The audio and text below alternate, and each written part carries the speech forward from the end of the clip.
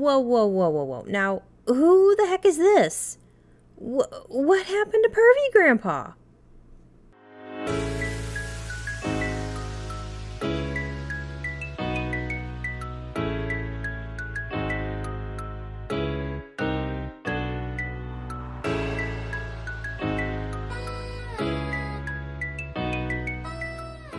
Hi everyone. So today's video is going to be a little different. I'm going to do a full review and give my final thoughts about the Sailor Moon Eternal movie Part 1. Now, since I'll be reviewing Part 1 in full, I will need to say that there will be spoilers. Also, if you want to skip my review and go right to my final thoughts, please skip to this time here on the screen. I also ask that if you all enjoy this review to please like the video so that way I'll know to make more.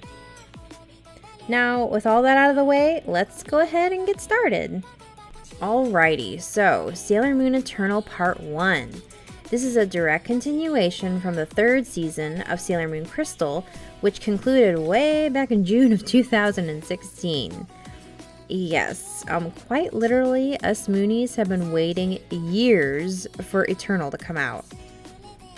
Part 1 came out in Japanese theaters in January 2021 and is based on the dream arc of the Sailor Moon manga that was written and illustrated by Naoko Takeuchi. There was also a Part 2 that came out in Japan in February 2021. And you guys can let me know in the comments if you would also like me to review Part 2. Both films were released worldwide on Netflix in June of 2021. Also, fun fact, these films were the first in the franchise to be shown in Japanese theaters in 26 years. The last one was the Super S movie that was released back in 1995. I still can't get over how 1995 was 26 years ago. Oh my god.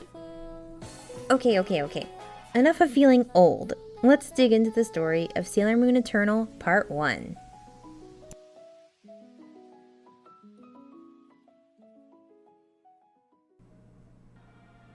We open with a nice shot of the Earth and Moon, then the evil Zirconia in front of a dark mirror, speaking to Queen Helenia, saying that the time has come.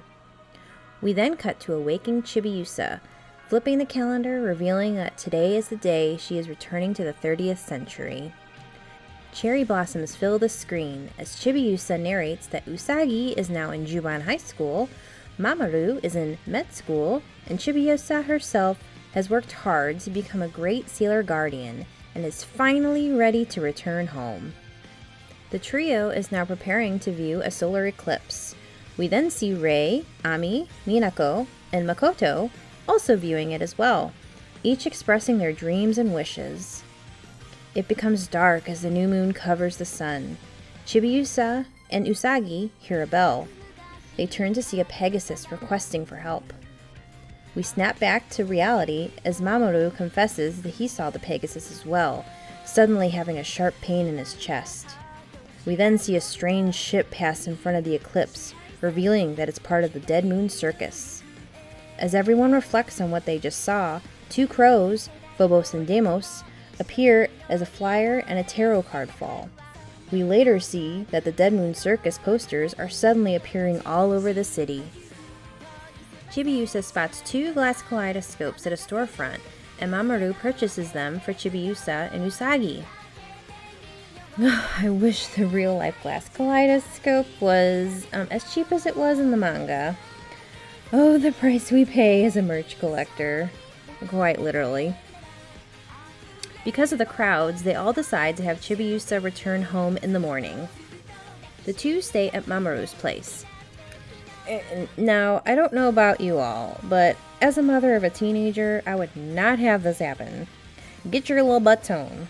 But I guess I'm just not a cool mom. Before bed, Usagi comments that the kids have it so easy, and Chibiusa replies saying that she wants to be more like Usagi. We then cut to a dark, eerie Dead Moon Circus tent. We are introduced to Zirconia and the Amazonas Quartet. Junjun, Vesves, Sere Sere, and Pala Pala. Pala uses the Amazon stone to conjure a dark barrier around the area. That night, Chibiusa dreams of Helios, the majestic dreamy Pegasus from earlier. He gives her a bell and tells her that if she ever needs help, she can ring the bell to summon him. He reveals that he needs the golden crystal to save Elysion. Chibiusa wakes and leaves to return home to the 30th century. However, the dark barrier stops her. Pala senses this and alerts the others. Vesves then sends out a tiger to investigate. We join our team at the command center, and they discover that a tiger is on the loose in the city. Usagi and Chibiusa go to confront the tiger, but are surprised to find out that they cannot transform. They flee into an alley where the Holy Grails appear, and they receive new brooches and power. They successfully transform as Pala and Vesves appear, summoning nightmare creatures called lemurs. Super Sailor Chibi-Moon summons Helios, who provides them both with the Moon Kaleidoscope and the Chibi-Moon Kaleidoscope, allowing them to use Moon Gorgeous Meditation to defeat the lemurs. Mamoru arrives, but faints from the pain in his chest, and Pala casts an age swap spell on Usagi and Chibiusa. We next see Zirconia speaking to Queen Helenia through a mysterious dark mirror. Here is where Queen Helenia confesses to Zirconia that she needs the legendary silver crystal. We cut to Mamoru waking in a hospital bed, greeted by a young Usagi and a grown Chibiusa.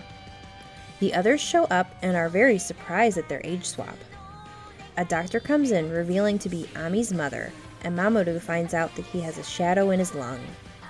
Later, at Mamoru's place, he confesses to Usagi that he always feels like a burden.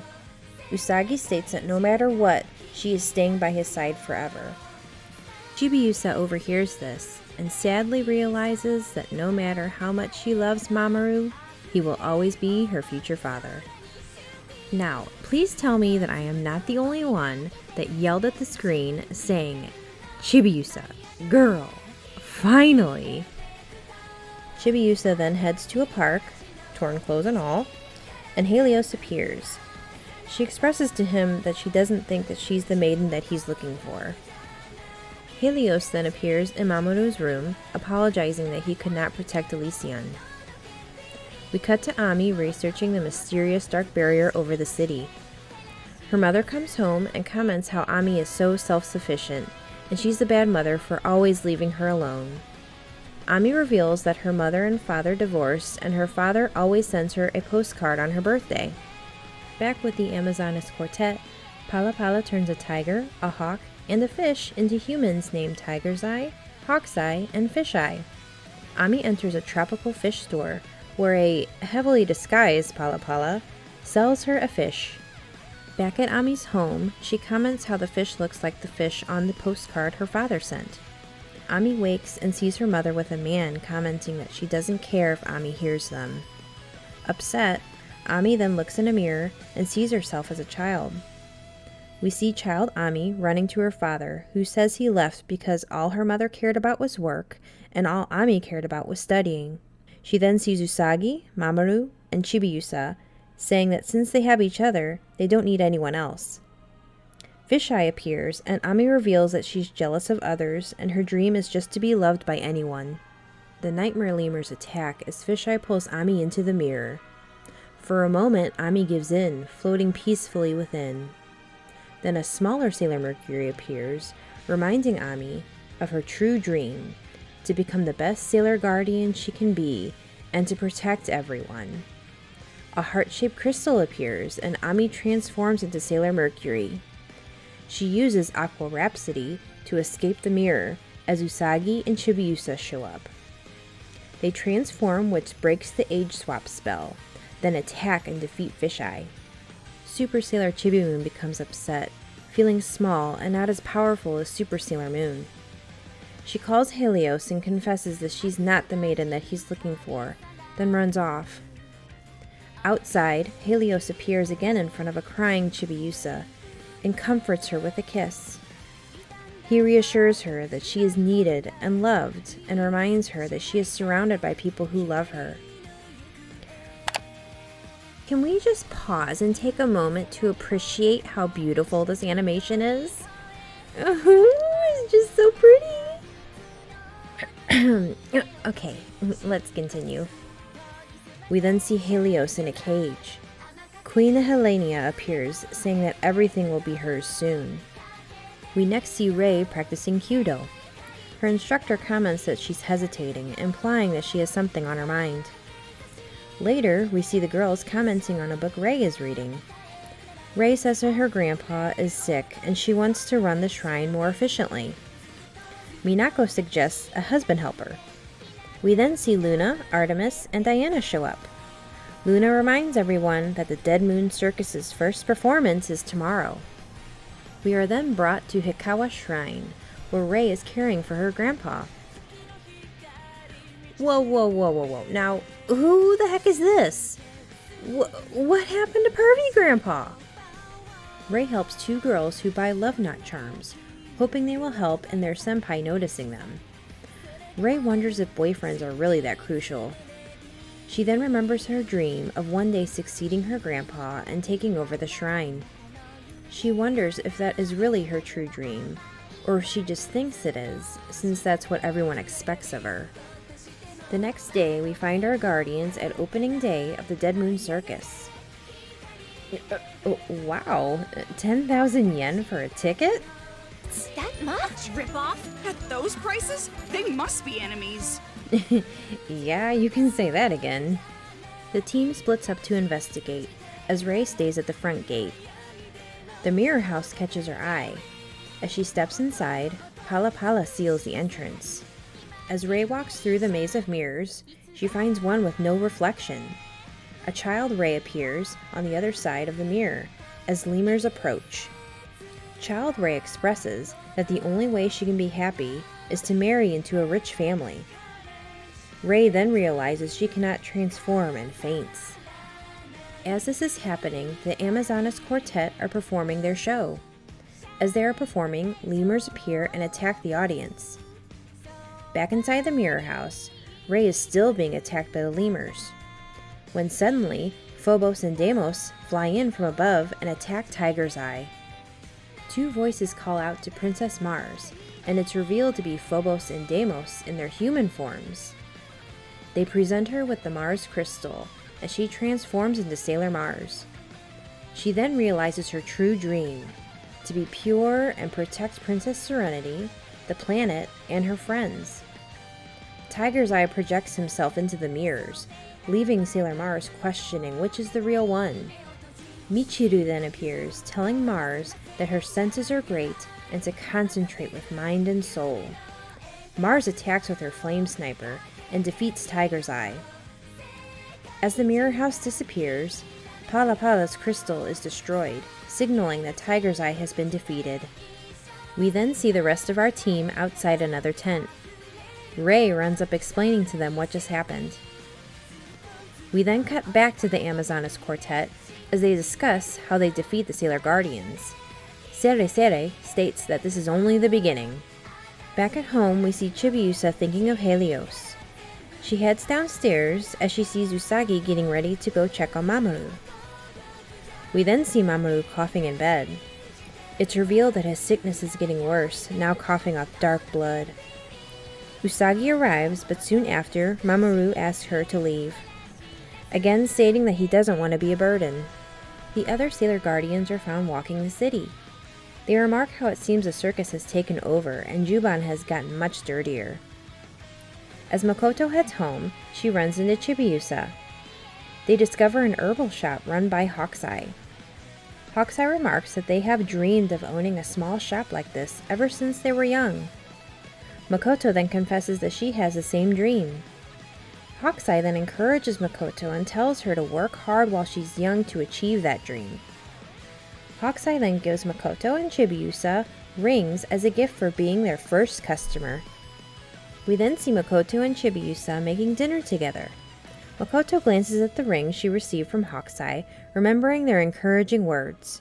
Makoto expresses that she has so many dreams that she wants to achieve, but questions if she's put in the effort to achieve them. We then see Chibiusa stopping by Mamoru's place, and gives him the ring, hoping that it will make him feel better.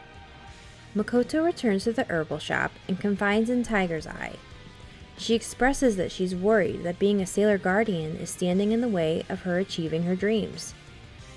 Hawkeye suggests to quit being a sailor guardian, as lemurs appear around Makoto. She becomes trapped as the Amazonas quartet appear. In a dream state, Makoto wakes up to a small sailor Jupiter. She reminds her of her duty, to be a super strength Jupiter. She then realizes that her true dream is to be the strongest guardian and to protect the ones that she loves. Her Jupiter crystal appears, helping her transform into Sailor Jupiter. A strong wind distracts the enemies, as Sailor Jupiter uses Oak Evolution to defeat Hawkeye. Defeated, Hawkeye says that this is the end of their dream. They go on to say that even though it was only for a short time, it made them truly happy. As Hawkeye disappears, they encourage Makoto to achieve her dreams no matter what. Usagi and Chibiusa show up and Chibiusa's bell begins to ring. They realize that Mamoru must be in trouble. They head to his place and see lemurs attacking him and Helios. Super Sailor Moon and Super Sailor Chibi-Moon attack the enemy and destroy the ring that Chibiusa left there earlier. Mamoru starts coughing up blood, with now everyone noticing. This is where Helios reveals that he is the Prince of Elysion. He further explains that Elysion is a sacred place in the middle of the earth that protects the planet. His duty is to protect Elysion, the planet, and Prince Endymion. Furthermore, Helios explains that they are all connected. Due to Elysion weakening, that is what's causing Mamoru's sickness. Helios then goes on to say that his body has been turned into a Pegasus and is confined to Elysion, all due to Queen Helenia. When the Silver Millennium was destroyed, the power that sealed Queen Helenia weakened. She then cursed Elysion and came to Earth during the solar eclipse. Helios pleads with Super Sailor Moon to use the power of the Silver Crystal and the Golden Crystal to save everyone. As Helios disappears, Mamoru is still coughing and instructs everyone to stay back as he doesn't want to infect anyone else. Super Sailor Moon replies saying that she understands his pain because she feels it too. She goes on to say that she'll never leave him and she'll save everyone no matter what. Later, we see our heroes discussing the info obtained by Helios. We cut to Minako attempting to transform, but to no avail. Back at the Dead Moon Circus, the Amazonas quartet discuss how Minako can't transform. They decided to use this to their advantage. They call upon Xenotime and Xenolight to host a special event. We then find the girls walking through town. They talk about the strange happenings and the dark barrier. Minako realizes that the barrier may be the reason why she can't transform. After inquiring about the barrier, she becomes upset due to her insecurities of being an unreliable leader, then runs off. She then gets stopped by someone asking if she wants to be a pop idol and hands her their card. Later, Minako is found walking to the idol audition while Artemis is behind her pleading for her not to go alone. Minako says that she knows that this is a trap but must take action as the leader. In the audition tent, everyone is in bathing suits surrounded by what looks like a jungle. They are told that their goal is to save 4 children at the top of a large tower. That's no place for children! Thank you for your words of wisdom, Minako. It is then announced that the winner will receive 5 million yen. The contest then begins. As the contest starts, a large boulder falls toward Minako. Sailor Jupiter destroys the boulder just in time, and we also see Sailor Mars and Sailor Mercury. Lemurs then appear and attack Minako. Minako tries to transform, but again finds that she cannot. She runs off as the other 3 guardians find themselves face to face with the sword-throwing enemy Xenolight. We find Minako climbing the tower to save the children, who turn out to be lemurs in disguise. Minako is then attacked and brainwashed. Artemis shows up and snaps her out of her trance. Vesves then opens a trap door, and as Minako begins to fall, Artemis grabs her hand. Pala Pala then uses her magic to manifest a boulder to fall on Artemis. Blood flows down Minako's arm as she cries in agony. The boulder suddenly moves as human Artemis appears. He then gives Minako her Venus crystal so she can transform. She then defeats Xenotime and Xenolite. Everything seems to be fine for a moment, but then our Sailor Guardians get trapped by the Amazonas Quartet. We then cut to Chibiusa, unsettled, noticing there are no stars in the sky. She enters Usagi's room as we now see that she has a cough just like Mamoru. The mood dims as we are now with Zirconia. Hundreds of lemurs appear as Zirconia speaks to Queen the Helenia, stating that with the power of nightmares they have gathered, it will turn Earth into a planet of death. And the credits roll. Now, there might be a little scene at the end of the credits, but I'm not going to tell you what that is. You're just going to have to see the movie yourself. Alrighty, so what did I think of Sailor Moon Eternal Part 1? I'll go ahead and start with the animation. I thought it was okay. I like the updated character designs. I thought it was a nice blend between the first 3 seasons. Also, props for no CG transformation scenes. I really appreciate that. I like how they incorporated manga stills within the animation. I thought that was a nice touch. I also love the human forms of Phobos and Deimos and Artemis. I love the scenes with Helios. They were very dreamy. I love the sparkles, the colors, and the soft animation. It was just very nice to look at. I enjoyed the transformation and attack scenes with the Inner Senshi, but oddly enough, not from Super Sailor Moon and Super Sailor Chibi Moon. Since it was pretty much like a frame by frame of the original 90s animation, I just can't help but compare the two. And the Eternal animation was just very, very stiff. The animation, while it's good, it's not as good as I would have expected from an anime theatrical release movie. And why I say that is because normally an anime movie has a higher production value than the normal series. We can actually see this in the 90s series versus the 90s movies. But, I mean, who knows? This could be because I'm kind of spoiled from animation studios like Kyoto Animation or Ghibli Studios that produce just beautiful works like with Kyoto Animation. They did Violet Evergarden and A Silent Voice, and Ghibli Studios that did Princess Mononoke and Kiki's Delivery Service. And now moving on to the music. I thought the music was good. I actually enjoyed it much more than the Crystal series. Though, am I the only one that was expecting like an intro song? I remember they did that in the 90s movies, and I kind of missed that. Next, I'm going to talk about the dialogue. Now, these are the same voice actors as the previous Viz dubs, but I just have to say, the voice director who directed these guys did a fantastic job. It's amazing to me how much of a difference there was. Big shout out to the voice director Todd Hapercorn. You did a great job. I also wanted to bring up the honorifics they used. I did hear that Naoko Takeuchi specifically said she wanted to incorporate that in the dub. I know that a lot of people were really turned off by the use of chan and san. Honestly, it didn't really bother me. However, I can see how it could be odd to English speakers since we don't normally use those, obviously. Also, another point that was brought up in our watch party, which if you haven't seen that, go check it out after this video. I'll put the link in the description. Having the honorifics actually helps show the relationship statuses between the characters, which I thought was actually an interesting point. Next, we have the story. Now, I'm just going to go ahead and say it.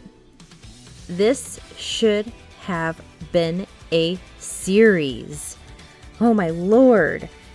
This, I feel, really hurt the story, especially when it came to the Amazon trio. Hawkeye was the only one with any kind of character development, and honestly, when they died, that was the most emotional part of the movie for me.